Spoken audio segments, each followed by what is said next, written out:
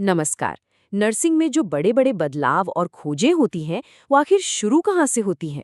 आपको जानकर हैरानी होगी कि इनकी जड़ें अक्सर बहुत ही साधारण सी दिखने वाली बातों में छिपी होती हैं।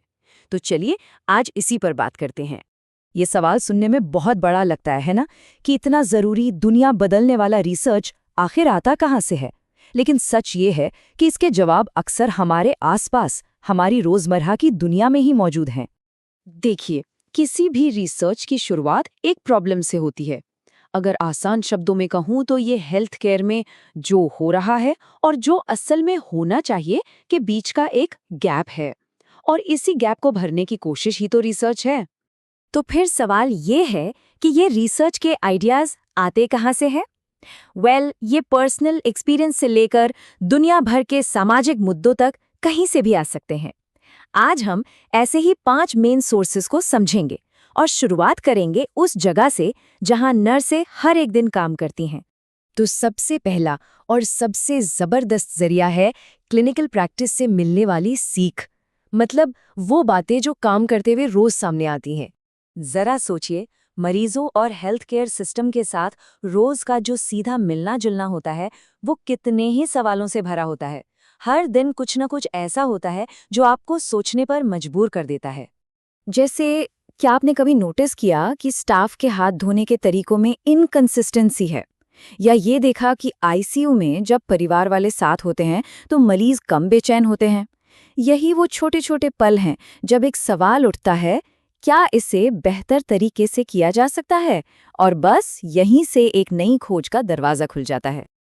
अब चलते हैं अपने दूसरे सोर्स की तरफ, जो है लिटरेचर में मौजूद गैप्स। इसका मतलब है जो ज्ञान पहले से मौजूद है उसमें क्या अधूरा रह गया है। जब रिसर्चर्स पहले से पब्लिश हुई स्टडीज को खंगालते हैं तो उन्हें पता चलता है कि मौजूदा जानकारी में कहाँ-कहाँ कमियां हैं या कौन से सवाल हैं जिनका जवाब अब तक नहीं मिला है। ये बिल्कुल एक पहेली के खोए हुए टुकड़ों को ढूंढने जैसा है। लिटरेचर रिव्यू का ये तरीका रिसर्च को सही दिशा में आगे बढ़ाता है। ये प्रोसेस पक्का करता है कि कोई भी नई शुरुआत जीरो से ना हो, बल्कि जो काम हो चुका है उसी को आधार बनाकर विज्ञान को और आगे ले जाया जाए। एक मिसाल लेते हैं। मान लीजिए घाव की देखभाल पर हुई रिसर्च को देखें तो शायद ड्रेसिंग के टाइप पर तो बहुत काम मिल जाएगा, लेकिन मरीजों को एजुकेट करने से हीलिंग पर कितना असर पड़ता है, इस पर शायद ही कुछ मिले। बस ऐसा गैप मिलते ही एकदम साफ हो जाता है कि अगला जरूरी रिसर्च किस टॉपिक पर होना चाहिए। हमारा तीसरा सोर्स है नर्सिंग थ्योरीज, यानी नर्सिंग के सिद्धांत। ये वो वैचारिक ढांचे हैं, वो ब्लूप्रिंट्स हैं जिन पर नर्सिंग की पूरी प्रैक्टिस टिकी होती है। ये थ्योरीज बताती हैं कि अलग-अलग कॉन्सेप्ट्स के बीच एक खास तरह का रिश्ता होना चाहिए। रिसर्च का काम है इन दावों को असल दुनिया के क्लिनिकल माहौल में टेस्ट करना और ये पता लगाना कि ये सिद्धांत जमीनी हकीकत पर कितने खरे उतरते हैं। जैसे कि ओरम की एक थ्योरी है जो कहती है कि अच्छी सेहत के लिए सेल्फ केयर बहुत जरूरी है। अब इसी से एक सीधा सा रिसर्च क्वेश्चन बनता है, क्या जो मरीज अपनी देखभाल में एक्टिवली हिस्सा लेते हैं उनके हेल्थ आउटकम्स वाकई उन मरीजों से बेहतर होते हैं जो ऐसा नहीं करते? देखिए कैसे एक थ्योरी कागज से उठकर सीधे मरीज के बेड साइड तक पहुंच गई। चौथा सोर्स है हमारे आसपास के सामाजिक मुद्दे। कभी-कभी रिसर्च के सबसे पावरफुल आइडिया अस्पताल की दीवारों के बाहर हमारे समाज में मिलते हैं। चाहे वो HIV एड्स हो, घरेलू हिंसा हो या फिर हमारी तेजी से बूढ़ी होती आबादी की चुनौतियां, ये सभी सामाजिक मुद्दे सीधे सीधे हमारी सेहत से जुड़े हैं। नर्सें इन समस्याओं के असर को सबसे करीब से देखती हैं और साइंटिफिक रिसर्च के जरिए वे इन चिंताओं को दूर करने और समाज में एक पॉजिटिव बदलाव लाने में बहुत बड़ा रोल निभा सकती हैं।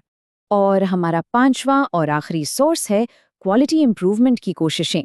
आसान भाषा में कहें तो हेल्थ केयर सिस्टम का अपना ही डेटा।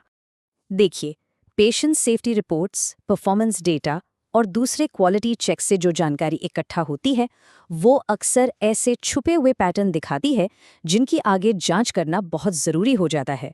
ये डेटा खुद ब खुद बताता है कि सिस्टम में कहाँ सुधार की ज़रूरत है। मान लीजिए अस्पताल की डेटा से पता चलता है कि किसी एक खास यूनिट में इन्फेक्शन रेट बहुत ज़्यादा है। ये डेटा तुरंत एक रिसर्च को ट्रिगर कर सकता है जिसका मकसद होगा ये पता लगाना कि ऐसा क्यों हो रहा है और इसका हल क्या है। यहाँ प्रॉब्लम पहले से ही सामने है, बस उसके सल्यूशन को खोजना बाकी है। तो देखा आपने, मरीज के बेडसाइड से लेकर लाइब्रेरी तक और नर्सिंग थ्योरी से लेकर समाज तक रिसर्च प्रॉब्लम्स हर जगह हैं। सबसे ज़रूरी बात ये समझना है कि पेशेंट केयर को बेहतर बनाने की दिशा में पहला और सबसे अहम कदम एक प्रॉब्लम की सही पहचान करना ही है। अगर हम अपने चारों तरफ एक जिज्ञासु नज़र से देखें तो रोज़मर्रा की कोई भी चुनौती नर्सिंग साइंस में अगली बड़ी कामयाबी की वजह बन सकती है। तो सवाल यही है कि हमारे आसपास ऐसी कौन सी समस्या है जो एक रिसर्चर का इंतज़ार कर रही है।